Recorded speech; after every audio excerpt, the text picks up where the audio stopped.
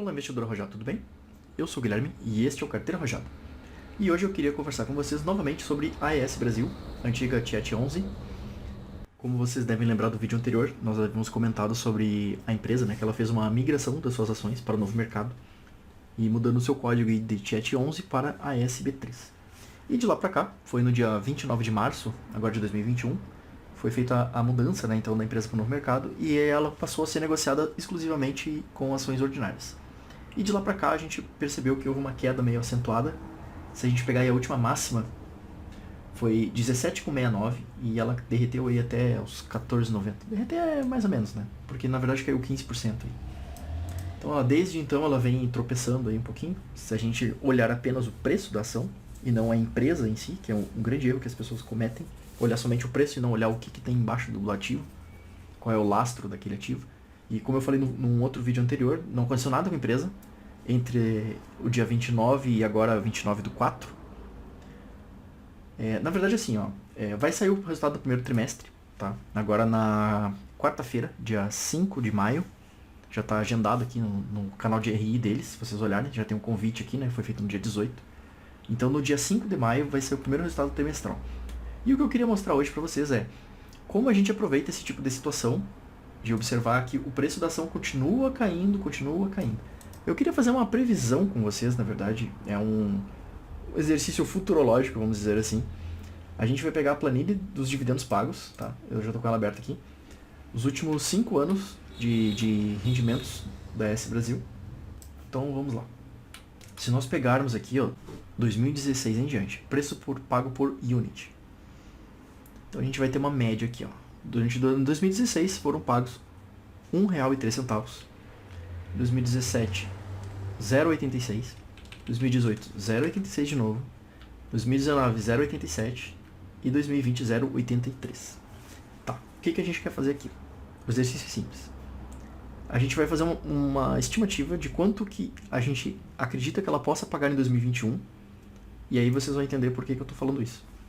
Bom, o que nós podemos observar aqui? As ações tiveram seu preço em queda, sem nenhum motivo aparente. Talvez apareça algum motivo no resultado trimestral, a gente não sabe ainda. Mas o que a gente pode observar é o seguinte.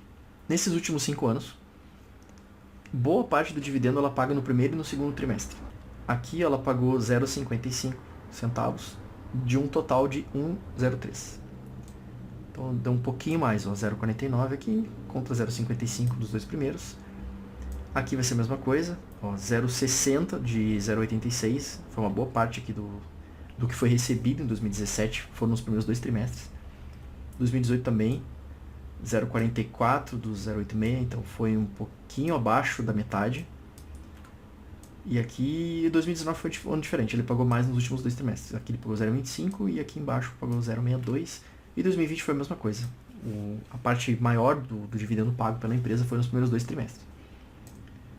Mesma coisa. Então vamos pensar assim, dos últimos 5 anos, 4 deles ela pagou nos primeiros 2 trimestres a maior parte dos dividendos, certo? Então a gente vai calcular uma proporção, que é quanto desse valor anual que a empresa recebeu nesses 2 trimestres em cada um deles. Então a gente vai pegar aqui, 0,23 vai dividir pelo 1,3. Aqui a gente vai pegar o 0,31, também a mesma coisa. A gente já sabe que aqui é 23% e 30% do dividendo recebido. 23 no primeiro tri e 30 no segundo. Aqui embaixo vai ser a mesma coisa. Muito bem. Temos alguns números aqui. Então a gente pode observar aqui, 26, 18, 20, 40, 23. Mais ou menos na média a gente pode dizer que é uns 21 por aí, tá? Vamos considerar 21%. Beleza? Então vamos pensar o seguinte. Na média, ele pagou aqui, 83, 87, 83, 86, 1,3. É isso aí. Até 2016. Ele deu uma soma de 4,45 e uma média de 0,89.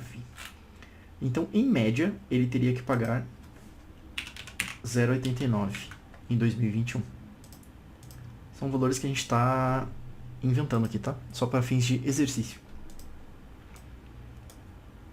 Aí se a gente tem que considerar aqui 21%, então eu vou pegar esse número vezes 21%. Em tese, a empresa esperaria que a empresa me pagasse 0,19. Como funciona isso? Nos outros anos, se vocês olharem o data record, reparem que o primeiro trimestre é geralmente em maio. Ó, maio, aqui maio, maio, maio e maio. Ou seja, a empresa sempre paga em maio, é um reloginho. Beleza? E depois a segunda data de dividendo é em agosto. Agosto, agosto, agosto, agosto, agosto. Independente do valor, ela sempre paga alguma coisa nessas datas. E aí depois tem ali novembro, que é o terceiro. E novembro, novembro, novembro, novembro, novembro. Então, algumas empresas, não são todas, tá? Mas algumas elas têm mais ou menos uma época que ela sempre paga. Ela sempre faz um anúncio ali. Pode até não ser que ela não pague logo em seguida, mas ela já te deixa o direito a receber aquele dividendo naquela data. Mas eu vou, só para simplificar o nosso exercício, eu vou considerar apenas o primeiro tri, senão vai ficar um pouco longo. Então a gente poderia esperar que no dia 5, quando sair esse resultado do primeiro trimestre, a empresa deve anunciar um dividendo mais ou menos em linha com os últimos 5 anos. A gente calculou uma média aqui esperada do dividendo anual e a gente pegou um percentual, que é mais ou menos o percentual que ela paga por ano, nessa faixa aqui dos 20, 21. E aí ela vai anunciar 19 centavos, chutando. Isso não é uma recomendação, tá? Não estou dizendo que vocês devam comprar ação essa semana. A única coisa que eu estou dizendo aqui é o seguinte. A gente já sabe que a empresa está perto de anunciar o dividendo, está perto da data de direito de receber. A gente sabe que eles costumam pagar em seguida esse dividendo. Por exemplo, ano passado eles anunciaram em maio o direito ao dividendo e pagaram em maio. 2019 foi diferente, eles anunciaram em maio, mas pagaram em julho. Aqui foi a mesma coisa, anunciaram em maio e pagaram em julho. Aqui 17 também, ó, anunciaram em maio, mas pagaram em maio. 2016, fizeram a data de recebimento em maio e pagaram em junho. Então, assim, a data de pagamento ela muda um pouco, mas a data de tu ter o direito de receber o dividendo, ela é geralmente naquela primeira, segunda semana de maio. Então, a gente está muito próximo dessa data. Eu acredito que vai ser na data da reunião mesmo, no dia 5, ou no máximo ali na outra semana, lá pelo dia 10, que é como vocês viram aqui nessa planilha, né, a data onde costuma ocorrer isso. Mas, então, por que eu disse isso? Se a gente observar aqui, ó, qual é a grande mágica aqui? A gente não tem que olhar só dividend yield. Na verdade, não deveria olhar dividend yield. Mas se vocês perceberem, quem comprou aqui pagou R$17,69. Quem comprou aqui, foi o meu caso, eu comprei hoje dia 29, comprei mais um pouquinho. Eu já tenho um desconto de 15% nessa compra. Então, por exemplo, se eu tinha... Vamos supor que a gente receba 0,19 agora. 0,19 sobre 17,69, esse dividendo seria de 1,07% do meu capital aplicado. Só que agora, se eu receber os mesmos 0,19 divididos pelo preço de hoje, 14,90, aí não é mais aquele valor de antes, e sim 1,27. É um pouco mais. Então, assim, além de eu pagar menos e a quantidade que eu vou receber é fixa, se eventualmente essa ação voltar a subir, o que pode acontecer? Se ela voltar a subir, na verdade o meu ganho foi muito maior, porque eu vou ter o ganho patrimonial do valor da ação, que subiu, vai subir o valor do patrimônio, e eu também vou receber aquele provento, que eu vou poder utilizar ele para reinvestir. Não necessariamente na mesma empresa, mas em alguma outra empresa da minha carteira que também apresente um comportamento parecido. É geralmente o que eu faço quando eu aloco em empresas desse tipo, né, para geração de caixa. Então, a título de curiosidade, eu puxei o gráfico da TIET11, que era o código antigo, até 29 de março. Só para vocês terem uma ideia do quanto essa ação oscila, e vocês não ficarem tão preocupados. Vejam que se a gente puxar aqui anos anteriores, ó, 2019, ela também andava nessa casa aqui, ó, R$9, R$11,80, e aí ela veio subindo, ó, R$10,50, quase R$13 aqui, R$2,96. Ó, e conforme foi passando, ó, 2019 e 2020 foi um ano aí de bastante otimismo. A gente vê que os volumes que ela tinha antes, os volumes em 2019 para 2020 como aumentou, ó, e a ação jogou para cima, ó, R$16,80. Aqui um pouquinho antes da pandemia, ó, 19,40, quase R$20 a pessoa tava pagando. Aí no final ali, quando deu dia 20 e pouquinhos, quando entrou os lockdown, derreteu tudo, caiu para 11. Só que foi uma queda absurda que caiu, mas ok, é pra gente tá olhando o preço, nesse caso, né, e não tá olhando o valor. A empresa continua a mesma. Tanto que ela recuperou logo em seguida. Então a pessoa vai dizer, a empresa perdeu fundamentos, porque caiu de R$ 20 para 11. Ah, é? Então será que ela recuperou os fundamentos em 3 meses? Acho que não. Na verdade, o que eu tenho a dizer aqui é que foi uma volatilidade bem alta, sim. Claro que 50% é bastante. Mas notem que a empresa não mudou absolutamente nada. Se vocês olharem uma janela aqui de fevereiro, que ela estava R$16,92, e vocês olharem aqui em julho, se vocês olharem unicamente essas duas datas, vocês vão ver que a ação andou de lado, simplesmente. Mas ela pagou dividendo aqui no meio. E aí?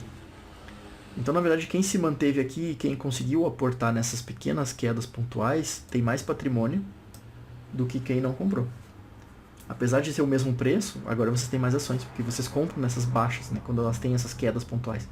Aqui teve um volume gigante também, aqui derreteu aqui a ação. Que mais? E é isso, gente.